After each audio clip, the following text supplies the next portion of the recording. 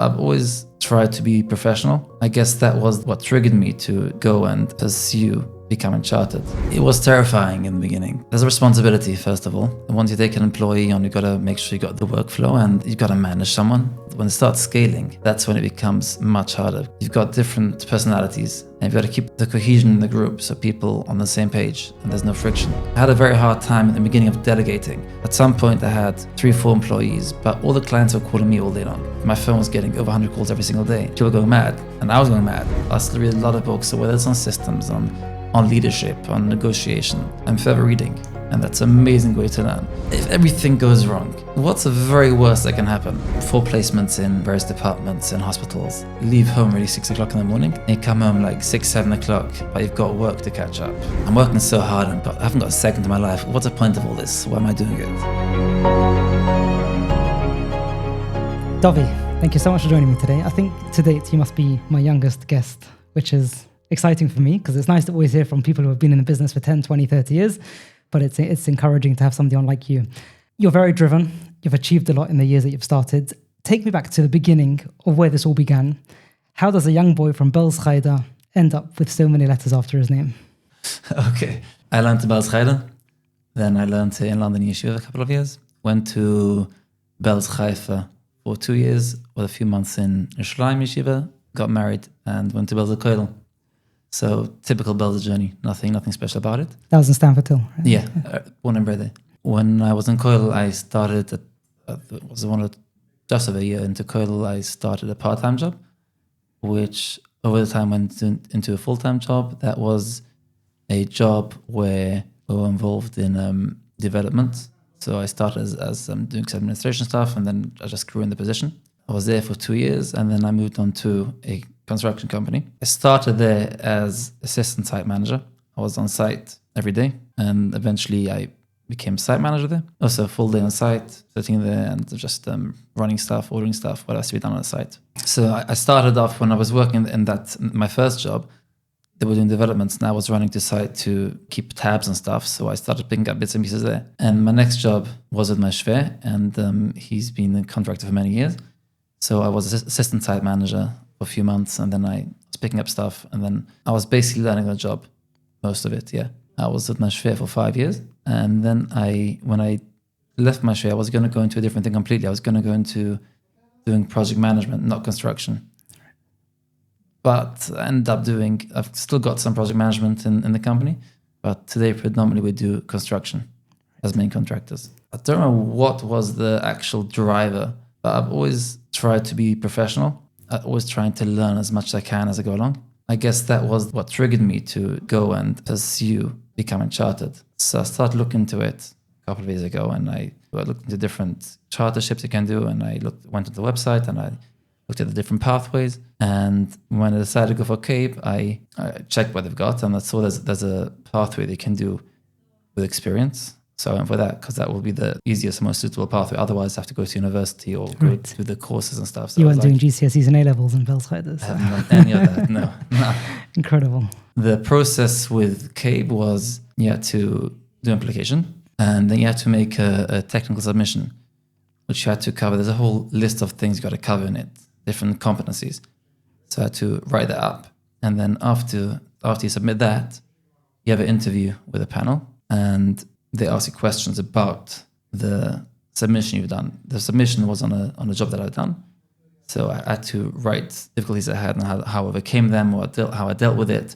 So when you have the interview, it lasts roughly for half an hour, 40 minutes, and then it's online. They leave the room and they have a conversation between themselves, and they come back to you. So they told me, okay, we're going to leave the room now, and don't worry, we take some time. We're going to discuss between ourselves, and we'll get back to you with our decision as soon as we have one. It was literally, they left the room, and 60 seconds later, they came back in. Yeah, we got a unanimous decision that we want to accept you. I was like, oh, wow. Wow. Were you expecting that? Were you concerned? I was very, very nervous, should I say? Nervous. Very nervous. Yeah, I wasn't expecting such a quick, discuss it for 5-10 minutes or something, come back after some time. We decided, it was so quick. I was like, wow, okay. After how long was that? How long was that process from when you decided I've got to do this properly until you got that acceptance?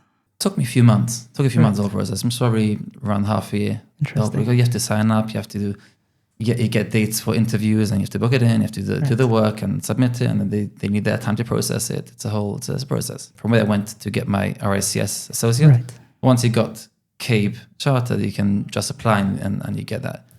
And I've been working on another one the last year, which I've had my exam just 2 weeks ago, so let's see the results. Interesting. Just for the audience, let's break down MCABE and RICS. What are the two, and how do they benefit you as to what you do day to day? What are they? What do they stand for, and what do they represent? So CHADE so CABE stands for Chartered Association of Building Engineers. It's basically an association where they charter people who they deem are professionals in construction. There's different levels in it. You can be a member, can be associate, can be technician, and then there's what I am, chartered building engineer, and a member as well. The next level up is a fellow, which is maybe one day, not right now. Okay, and RICS? RICS is very well known. Yeah. Everyone knows RICS is. They've got surveyors and they've got, predominantly the surveyors, and I'm associate. So once you're associate, you can do courses to become a surveyor as well, to become do service and stuff. But right now I've just got associate. The main gain of it is it gives you some... It's credibility for it's a credibility, start. that's a word. For a start. So we're talking to engineers and architects, and they say something, you come back to them, and they're like, who are you? You tell them, I'm a chartered building engineer. Like, okay, so I've got to take into consideration what you're saying. And I've had it many times. So I'd have a conversation with an architect, engineer, or building control, and they're like, well, my opinion is XXXX, and that's what I said. I'm sorry, according to XYZ, you're wrong. You're like, who are you? I'm a chartered building engineer. Oh, okay. So I've got let me check it out. Sometimes I'm wrong. Sometimes they're wrong. But it gives you, it levels up the playing field a little bit. I'm sure. I mean, do you feel, obviously, you're a Chassidish Ingerman, do you find sometimes coming to professional sites where you're dealing with, I'm assuming, a lot of non-Jewish professional providers, do they automatically assume you don't know what you're talking about? Absolutely. So many times you walk in and they're like, oh, who's this guy? Like, another guy from the hill who's just bought a building somewhere. Okay, and then once you start talking, and they're like, "Oh, okay, we got to talk with them. It's not, you can't just write it off." Fascinating. Which just taught me, on the other hand, I've got to appreciate people on the other side as well. Like sometimes you see people, and you got to judge them with the merits, and right. Don't write them off before you started talking to them, because so many times you'll be wrong.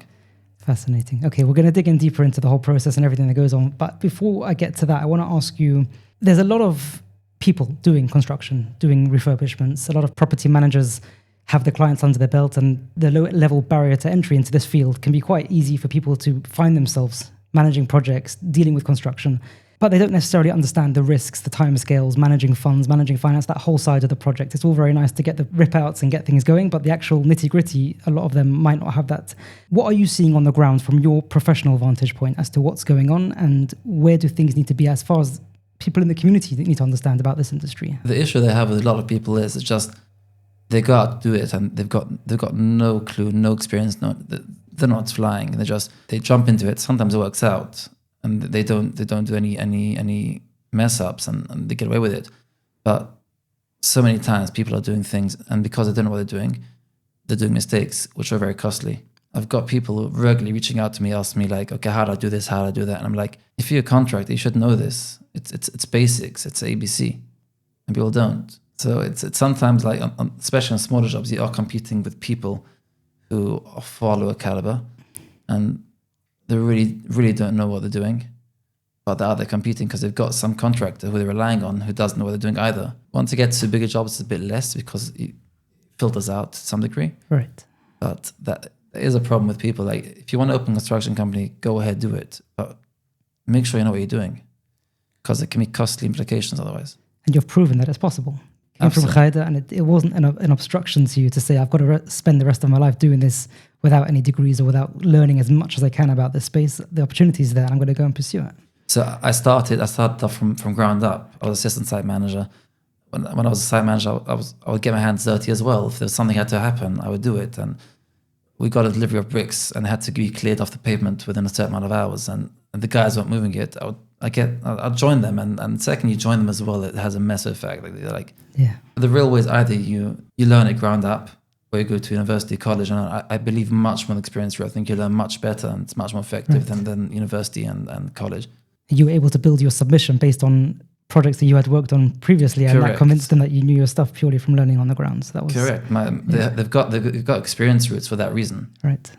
And there are quite a few such programs who have experience routes because they acknowledge that not everyone in construction has gone through a formal degree, but they've learned it on the job, and they just need to prove that they've got the competencies and they've learned the things properly, and then they're happy to accept you. Fascinating. It's beautiful to hear that. People seeing you on the ground as you were a site manager, but just rolling up your sleeves and getting involved. I think that's an important message.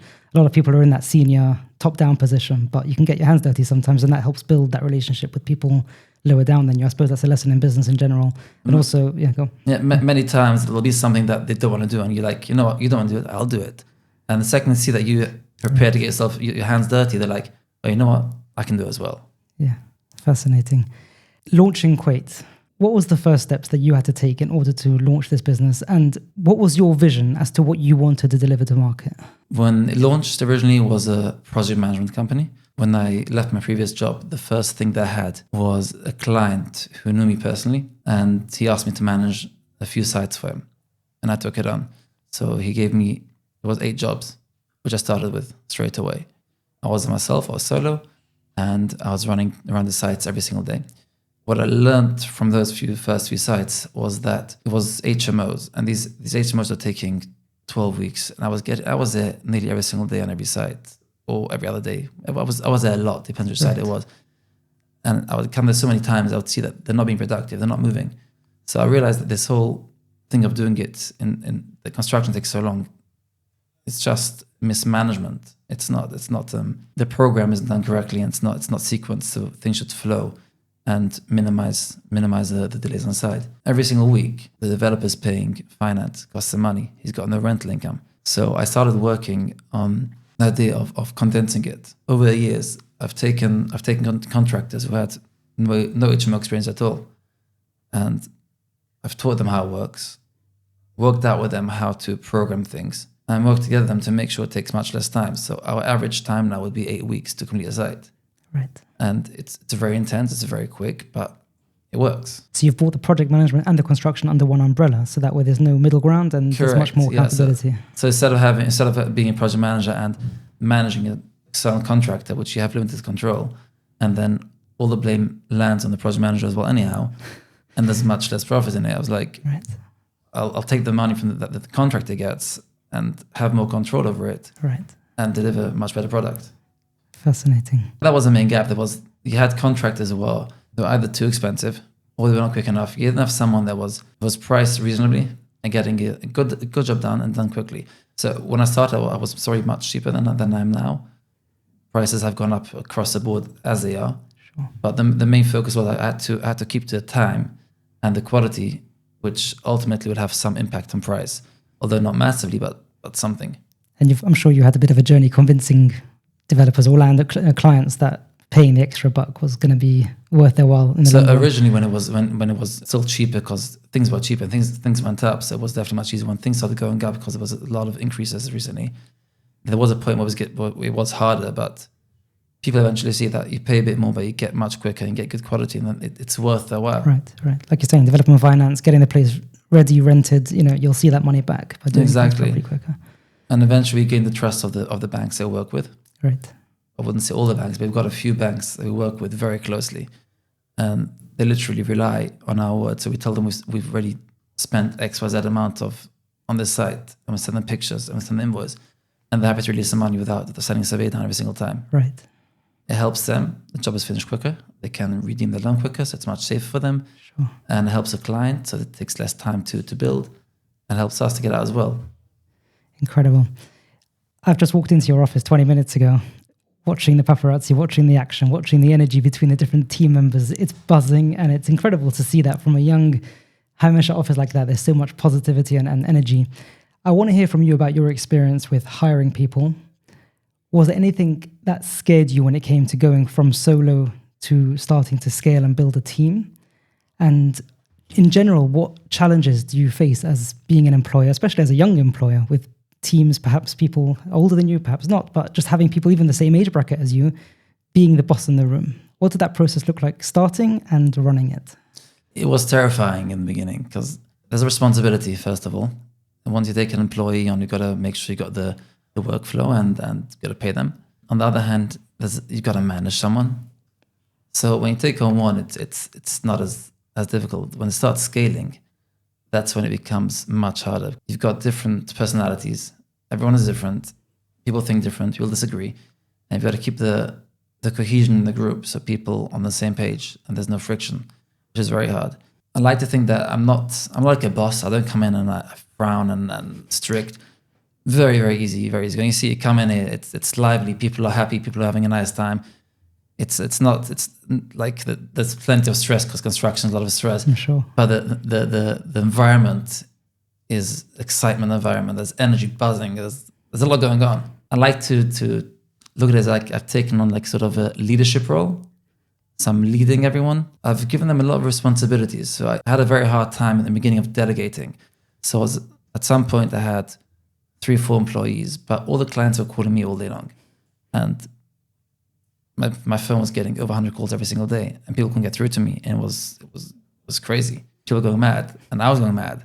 Then I had a few employees on the side. They're like half-timers because they didn't know what to do. And at one point it clicked and the guys now telling me like, why are they calling you? Why are they not calling us?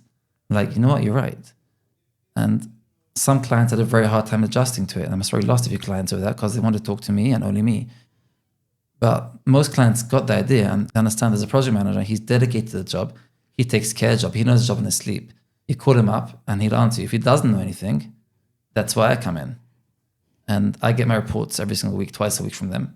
Plus, we've got our team meetings where I catch up again on everything. So when someone calls me, I'll know the answer. Right. Usually I won't answer. I'll tell them, please call your project manager, unless it's something they can't answer. Because otherwise, when they do need me, which happens plenty, I'm not available because I'm busy answering things that are not necessary.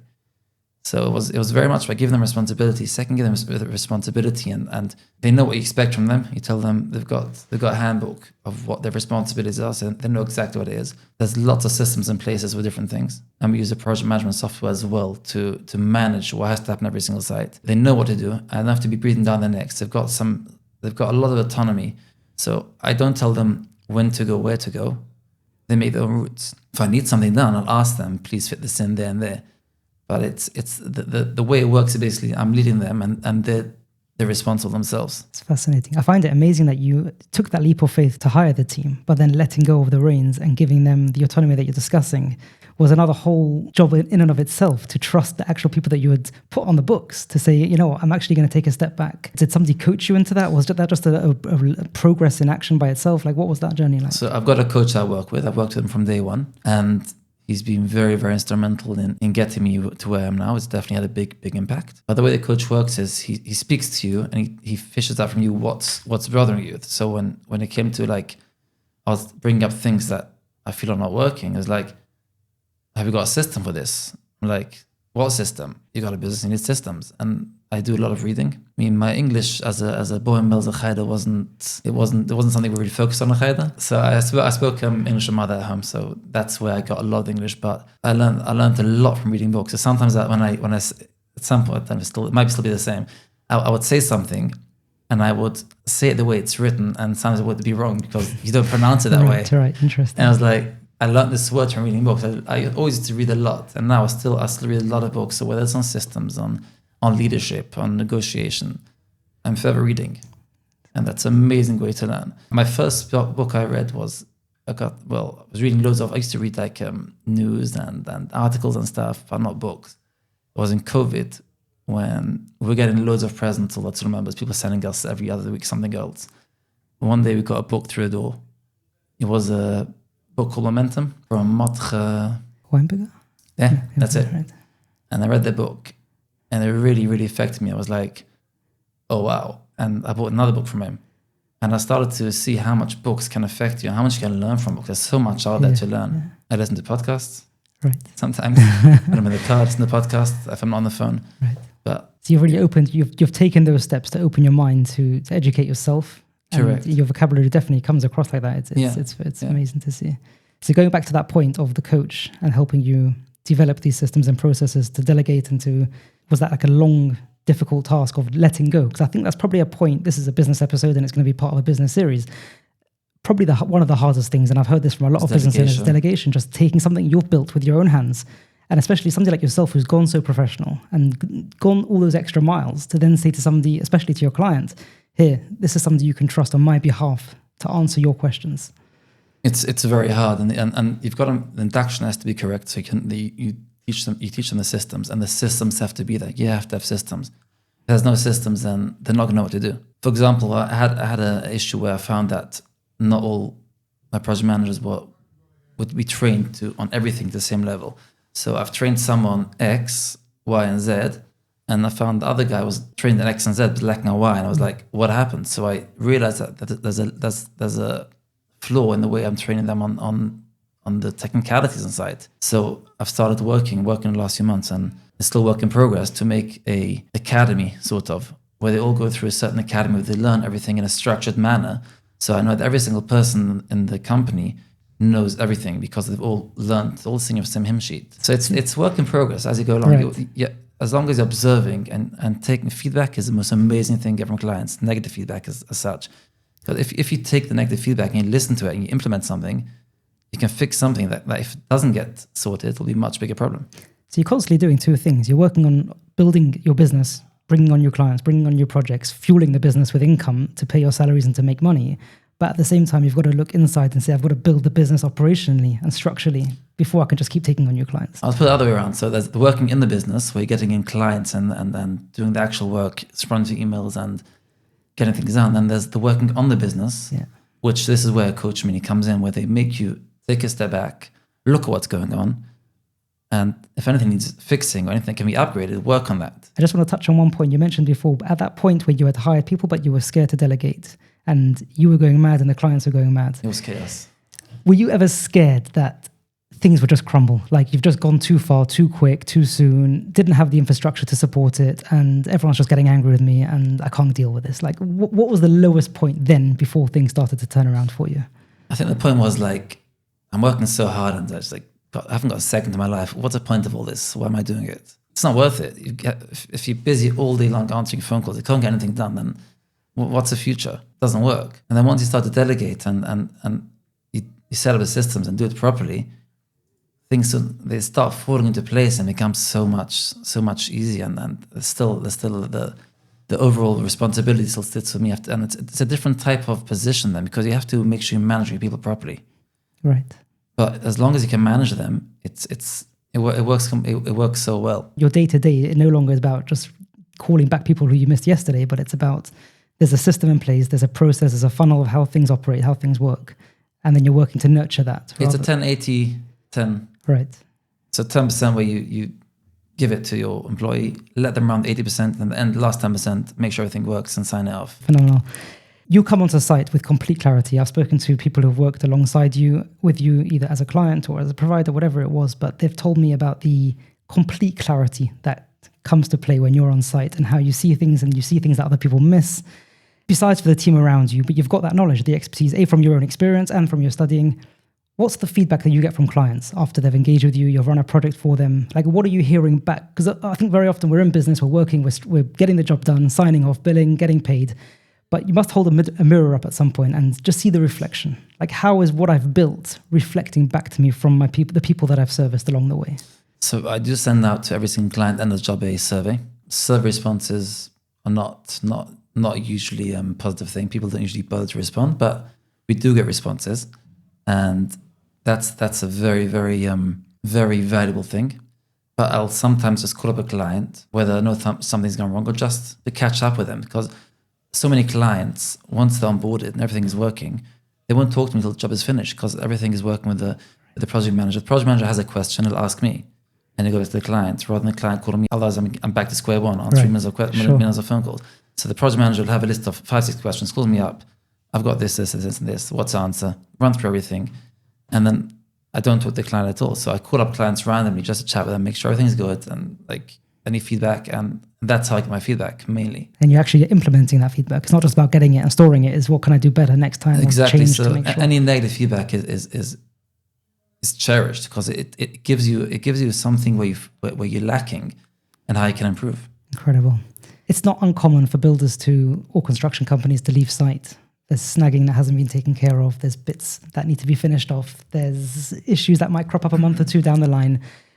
And it seems to be not accepted, because it's always frustrating for clients, but it's almost expected. I once spoke to somebody who told me he wanted to start a business of snagging. And I was like, what do you mean? Like, somebody's just paid for a job to be done. Why would you need to pay somebody else to come back for the snagging? But it seems to have become standardized. But you've done something different. I do know that. I know everything. You've done something different with your team to fix that and to build a bolt onto your service, that this has to change and change for the better. What is it and why? So exactly, that's one of the feedbacks I got from my clients. We're finishing jobs, we're finishing in record time, but then when it came to actually getting the tenants in and stuff, there was snagging, and snagging was taking long. It was taking too long. So the issue is that you've got bits and pieces. No one likes doing bits and pieces. It's difficult. And then we've got lots of subcontractors. So you got to chase this subcontractor, do this, that one, do that. And it was just taking forever. It wasn't working. So we got to a point where I employed someone directly, and I'm paying him a wage. And he just goes around, and that's a job all day long, do snagging. Anything doesn't get done within 24, 48 hours, he goes onto his dashboard and he gets it done. Eventually, as the company grew, there was more snagging to be done. So we got another person on. So we've got two people now full-time going around doing all these things. Because that was a major issue I was finding. Because chase so many subcontractors and get it done with the best of intention. Even let's say you speak to your electrician and say, okay, I'll send someone. His guy doesn't turn up, called in sick. So what do you do now?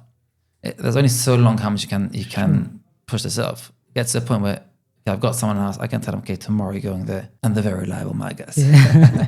It's fascinating because as a contractor, they probably see that as, it's just a snagging, just a bit of skirting, it's just a light bulb, like who cares? But on the other side, the client wants to get a council tenant in, for example, or a housing association. They're not signing off until these things are done. It makes all the difference. Yeah. And somebody's invested money into that project, and the finishing touches is that's where the gold is. That's how that finish is what you want to see on a job. And yeah. So sometimes there's things where we can recover costs on these things. There's things like the client needs something extra that's not things, so we can, doesn't cost us, but sometimes it ends up costing us. But in the long term, because the client is a happy client, it's the best money invested. Incredible. Very powerful. You mentioned before that you're the smiley kind of boss. The atmosphere, like I saw, is incredible here. There's people smiling, there's happy, there's engagement.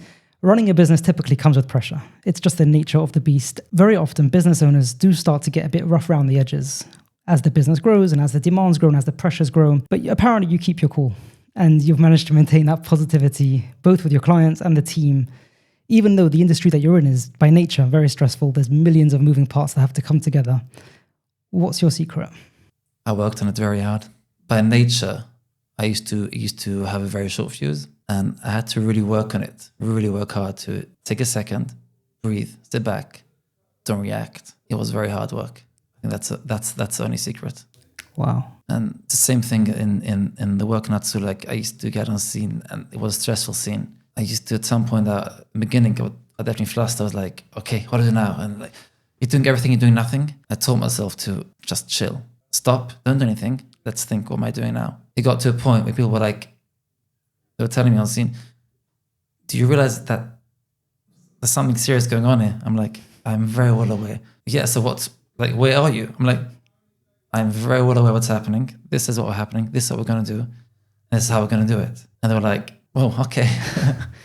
So you went to the opposite extreme. Did that natural tendency, I suppose, to get stressed and get flustered, did it affect you in a real way? This industry of construction, we'll get to it solid soon, but the construction in general, you're relying on so many moving parts for deliveries, for people to show up, for things to go right, for inspections to take place when they're supposed to. Clients are expecting things. The cash flow, there's so many different parts that naturally would probably make a person just flip and get very anxious and wake up during the night and get very stressed. Was it affecting you really badly before you were able to turn it around? It wasn't affecting me as in that I couldn't sleep at night. No, not really. But it was affecting me that I would be under pressure. You take decisions under pressure, they're going to be the wrong decisions. And you can't work with people all the time stressed and frustrated. You have to be level-headed and talk. If you're not level-headed, then everything's going to get much worse. One thing that actually helped me a lot was when I would be faced with a difficult situation, I was thinking, okay, what's the worst-case scenario? If everything goes wrong, what's the very worst that can happen? I'm like, okay, the very worst that can happen is going to be that this job will finish a week late and I've got a penalty of, let's say, £1,000. Okay, so that's the worst case scenario. Okay, now let's see what the issue is and how we deal with it. And many times, the second you know what the worst, you know where you are. It gives you a lot of clarity, and it takes the whole pressure goes down, because even if it's a bad worst case scenario, but you know where you are, it makes a massive difference. Interesting. Were there any particular books that you came across that helped you with that? Most probably. I've read a lot of books. All right. We'll have to do some reading recommendations. You'll send me afterwards. I try to read a book a month. Don't always manage, but I try to read a book a month. Yeah. Right. I think we might have touched on this a little bit earlier, but I'll come back to the question and see if it can bring out anything different. You don't want to be on call 24 hours a day. And now you've got that team that can, obviously you can lean on, and you've had to educate your clients to rely on them as much as they relied on you historically. All that aside, I'm sure you're still very much in demand from clients, and there's just a lot going on, and that's going to come with a lot of people trying to call you, email you, WhatsApp you, etc. Correct. I want to know from you how you juggle communicating with clients in a healthy, effective way, where you manage to make them feel that you're available for them, but not at the expense of your own life. It's a very difficult balance. For me, the sweet point in a job is once the job is live, because at that point, there's a project manager, I know he's taking care of everything. The point where I find it very hard is in the infancy of the job, when we're still pricing and we're still confirming bits and details, where I'm quite stretched. That's why I'm currently stretched, which I'm working now to try and systemize that so people don't need me. Most people, especially the business minded, they're not interested to talk to you. They want the end result. As long as the end result is the same, they don't care. Right. So that's something I'm working now on, trying to systemize it to get myself out a little bit more, because that's bogging me down right now. Right. That launch stage of a job, getting that job from quotation, I suppose, from inquiry to live, that's where the... Correct. Yeah. In the beginning, I was doing everything. Right. And I've slowly given away things. So we're a very young business, and we're still developing. I mean, it is very, very unusual for business to grow so quickly in the way we grew. Started in June 2023, and we're a large company. Well, everything in perspective. Right. But 12 direct employees, and you've got, if you look at the subcontractors, it's 200 guys in this probably. Wow. That's so you incredible. have to make sure that everything is running. Sure. It's just amazing to hear how you're so focused on those processes and the foundations of it so early on, because a lot of business owners might only come to that 10, 20 years down the line, once they've realized they've spent 2 decades chasing their tail and living a miserable, stressful life. But to have that at this stage, it's probably a huge blessing for you. Yeah, systems freeze you. Fascinating. There's no shortage of nightmare cases in the construction industry.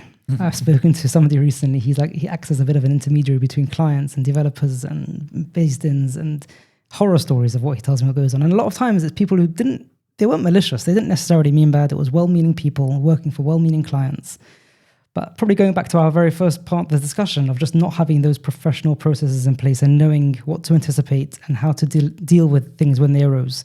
What can investors or customers look out for to ensure these stories are prevented? It's a hard one. Ambiguity. It'll be fine. We'll manage. We'll be okay. Don't worry about it. We'll sort it out. Those are the worst things. The clearer you are before you start a job, my scope is this. I'm expecting this. You're going to deliver that. You have to know exactly what's happening. If you leave things for interpretation, that's where things go wrong.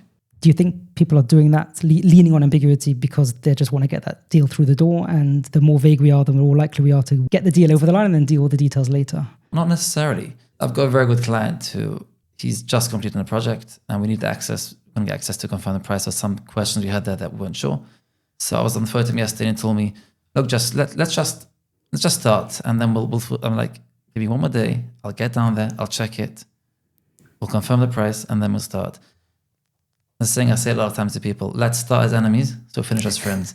We start as friends, we'll finish as enemies. Brilliant. If things are not agreed beforehand very clearly, that's where things go wrong, and they can go very wrong because there's no black and white. You don't know where you're standing. So, as a client or an investor, where would they need to look out for this? That should be a red flag. If they haven't got absolute clarity before starting, to them, they shouldn't see that as a benefit and an easygoing provider. But this is a recipe for something to go wrong. Sometimes it'll be a contract and a client where they're like they're friendly. They know themselves. They know each other as friends for some time. They're like, "We'll manage. We'll be fine. Don't worry about it. We'll be fine." That's where the issue is, because when buy comes to crunch and they're like, "What is it?" The contractor thought it was going to make a lot of profit, and now he sees the profit isn't as great. The client thought that there'll be X and there's Y, and he's like, "Okay, I want this. You want that," and it starts getting very messy. I would like to think that every single client can check on our systems these things. That's definitely above 90%. Every single client gets a specification sheet before we start, right, where it says exactly what we're providing, what we're not providing. That's much more important, what we're not providing. So they know what's on them. And that way they know what's happening. So this is, again, something that happened from our issues. We had the site we started, and the client expected X, and we thought we were doing Y, and there was some conflict. So we initiated every single client gets a specification sheet where it says exactly what they're going to get and what they're not going to get. Meaning, even if it will just say you're getting X, but you don't say you're not getting Y, that can be left again for interpretation. And I thought it was included. You didn't say it's not included. So that comes back to you for not specifying that it wasn't. And if we ever come across something that a client thought was included, it's not included, even though it only happens very rarely, you'll always go into the standard in the template so that it doesn't happen again. Interesting. That's taking the feedback on board and implementing it. Right. Fantastic. The truth about what goes on from the outside, as an outsider, I'm not in development, I'm not in property, but it always looks very glamorous. Big signage, there's a buzz, there's teams, there's people coming and going. It's just a certain excitement. You know, you hear somebody's bought a development and he's bought that site and they're doing that. What realities can you share with those who are not in the field? And what do you wish those on the outside would really know? If you want to go into the development world, you have to make due diligence. Don't trust anyone. I tell my clients, don't trust me. I'm telling you this, but make your own research. If you trust me, then you can trust me. I'm very trustful, but don't. Right. Because you shouldn't be trusting anyone. For example, when we take pictures on sites the whole time to have records. Sometimes you get a point and Milk wants to have a picture or someone's picture. I always tell the guys, I tell the builders on site, don't trust my managers coming around that take pictures. You see them taking pictures, don't trust them. Take your own pictures. I tell my guys visiting sites, take your own pictures, don't trust them. You have to do your own due diligence. If you don't do your own due diligence, then you're gonna have there's always gonna be someone out there that's not gonna be honest, as honest as you think they are. Right. And make sure your numbers work. A lot of people they don't do calculations. They make rough calculations. Yeah, it'll be fine. The plus minus roughly. Do your calculations. Make sure your calculator works, because some don't. What's driving that? Just the excitement to get in on the deal. Yeah, excitement. They see something, and as far as they're aware, it all stacks up. Suddenly talk to someone, and someone's saying that it doesn't stack up. They're deaf because they've got tunnel vision. Right. They're in it. You have to make sure calculations work. If they don't work, then there's no point. Just screw afterwards. Fascinating. Do you get pushback sometimes when you've developed this very professional infrastructure? Your client base might not always be educated that way or have worked to educate themselves that way. Is there a bit of overlap between what you're now able to deliver versus what they're willing to accept? I've lost a job for this. The client wanted to start a job. I told him, don't do it. You've got a planning risk. I'm not going to get involved in this. If you want to do it, call me back 2 months down the line when you can deal with this issue to resolve it. I'm more than happy. But as it is now, I'm not doing it. He went with someone else, and now he's got enforcement. Wow. Which is sad, very sad. You saw the writing on the wall. I saw the writing. Well, he took some of my advice, but didn't take it, and didn't take enough of the advice anyway. Yeah. So again, that's probably rooted in also excitement, investment. They've purchased something. It's cost them this bridging cost, and they want to get on with it. And someone's telling them, "That'll be fine. Don't worry. I know how it works. I've done plenty before. It's not a problem. I've got a lot of experience on my belt." The main difference with a smaller contractor and larger contractor is the amount of experience I've seen. I've seen a lot of things that have gone wrong and how it can go wrong, and I know not to do it again. And I got a lot of people calling me all day. I've got this issue. Have you got an idea how I can sort it? So I know a lot of issues have gone wrong out there. You have to play safe.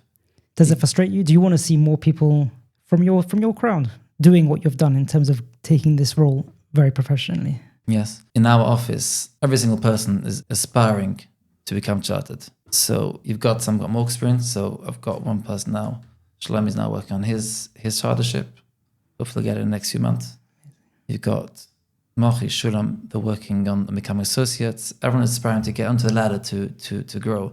And I very much encourage it, and I push them very much to get onto the ladder, get it done, because I think it makes us all more professional, which is only a benefit. Amazing. I think it's just such a schus that you've got to empowering people for their long-term career, meaning you're building your business. Obviously, that's your focus now, but these are employees, but you want to see them taking this seriously and becoming amazing at what they do. Absolutely. If you don't build your employees, then you haven't got a business, because ultimately they might, at some point, will decide to move along. But if you don't build them, then you can't run a business on people that are not educated and know what they're doing. So you have to build them, you have to push them and give them the boost. Well done. Kol hakavod to you.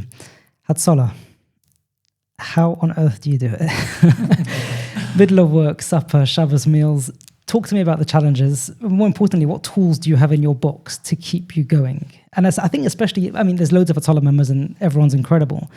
But a lot of people, they thrive on that, the spontaneous lifestyle. And if you live in a spontaneous space and that's your personality, then I suppose being an Atolla member is exactly what you need. But you come across as somebody very disciplined, very organized, and you have to have been to get to where you've gotten personally in business. How do you juggle the structure with the spontaneousness that it requires? It's very hard. It's not easy. Sometimes you'll take a call, you think, okay, I've got space. My next meeting is 2:00.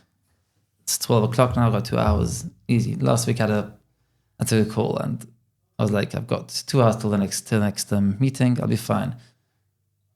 And you get there and it's a bit more complicated than you thought and it takes a bit longer than you thought.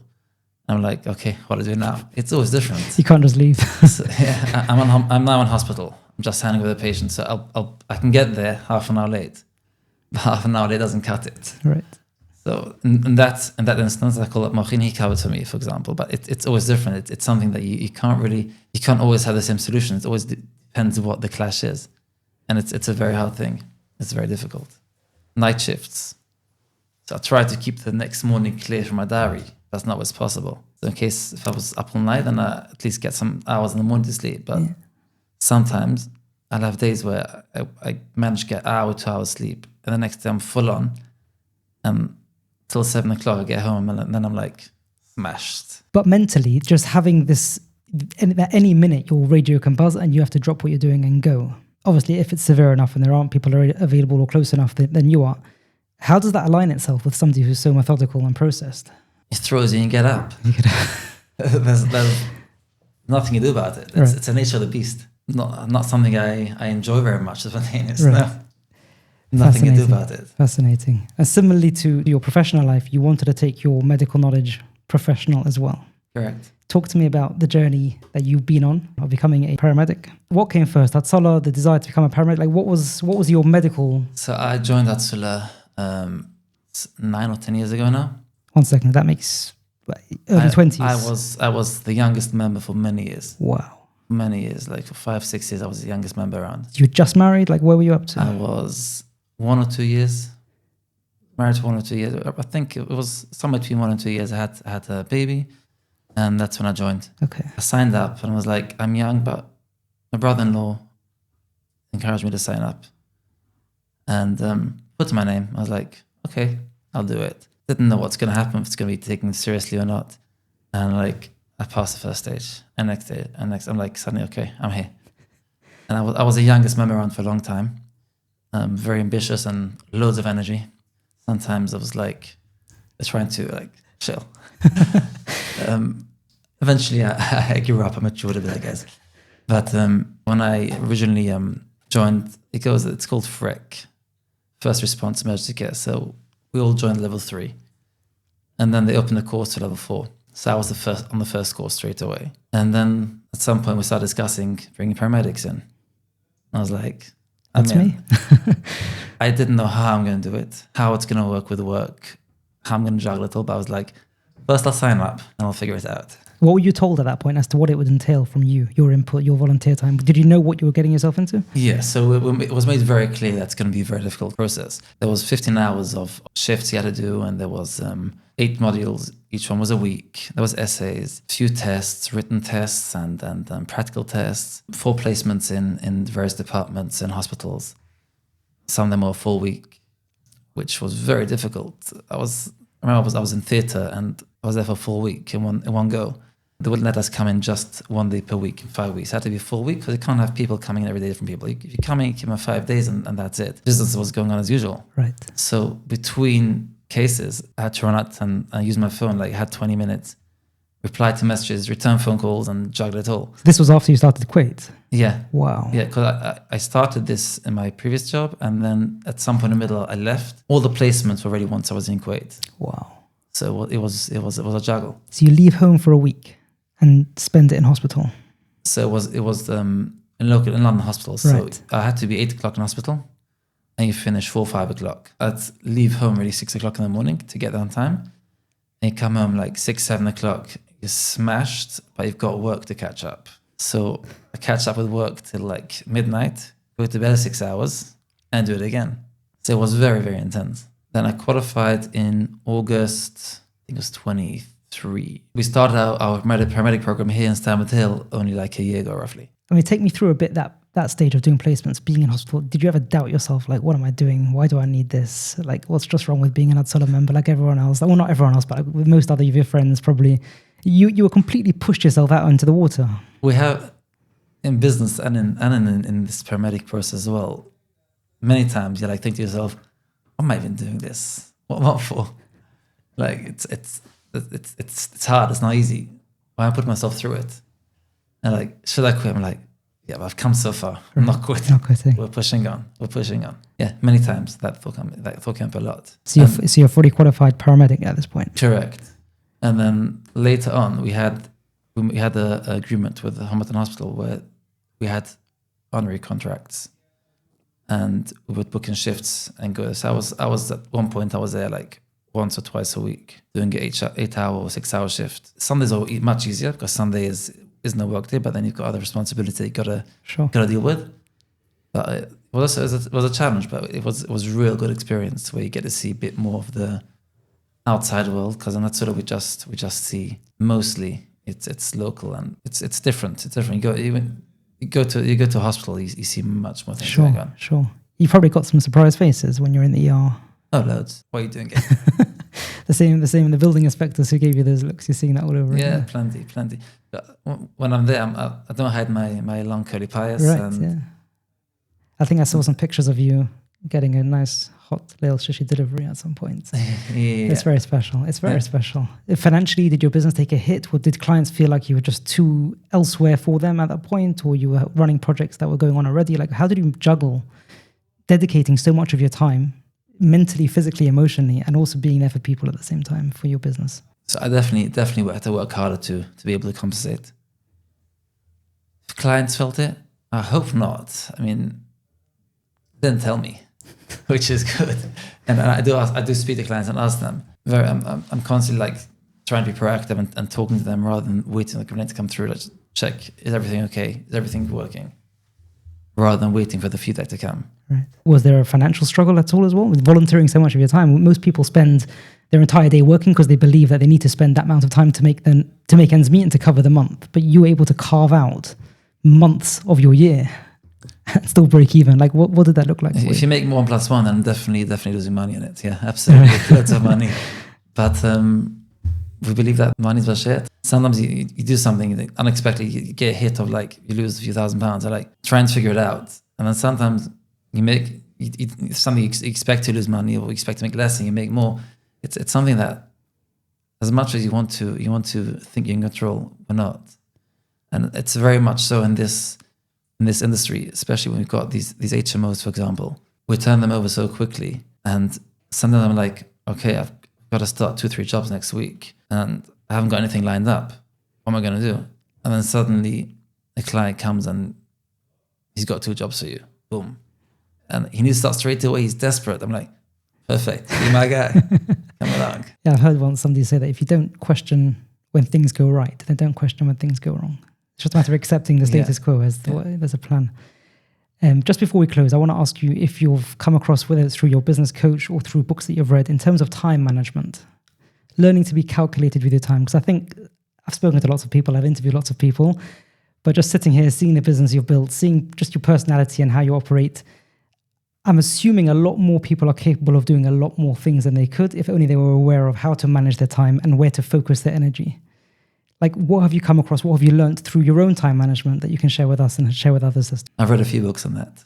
It's something that, it's the most valuable thing is your time. When people hire, a lot of times they hire like, okay, I need someone to do this. The mindset that I use on a hire is like, okay, I'm spending X amount of time on this. Let me hire someone for it. I'm hiring to buy back my time. There's a book called Buy Back Your Time. Right. It was very good on this. It's one of the books I read. And like, you have to buy it back. It's not you're hiring someone to do a job. You're hiring someone to take something off you that you're doing now to get more time. Right. And there's a lot to read about these things out there. So many books, and you can learn so much from reading. But there's got to be an intentionality as to what you're going to do with that time that you've bought back. Things creep into our day. Like I was driving down this morning and I was thinking to myself, before WhatsApp status, the day hasn't extended, but suddenly people have plenty of time to consume a lot more content than they ever did. Where did that time come from? And it's probably only coming at the expense of something else instead. It must be coming at the expense of productivity for a lot of people. So besides for just buying back the time, it's also about being focused initially. What do I want to achieve? And then finding ways to build that into your schedule, which is what you've done. There's many approaches that there's some books that write about having everything planned and like you focus like this hour you do this, that hour you do that. Not everything works for everyone. Right. You have to find what works for you because there's so many different ways of improving it.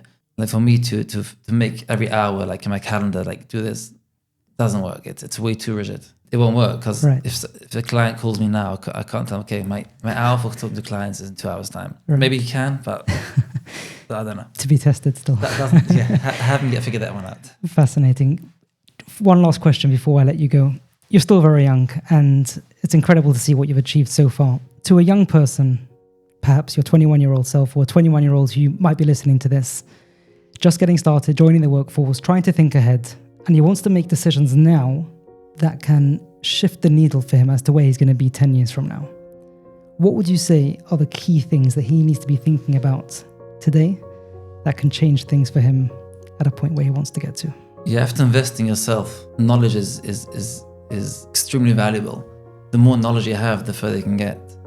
If I would have just done things and not made the research when I did at the time and made sure I understand what I'm doing, and I wouldn't have had the knowledge. With MCABE Charter, you have to make CPD, continuous professional development. So you always have to be, every person, you have to be learning the whole time. If you stop learning, then that's the end of it.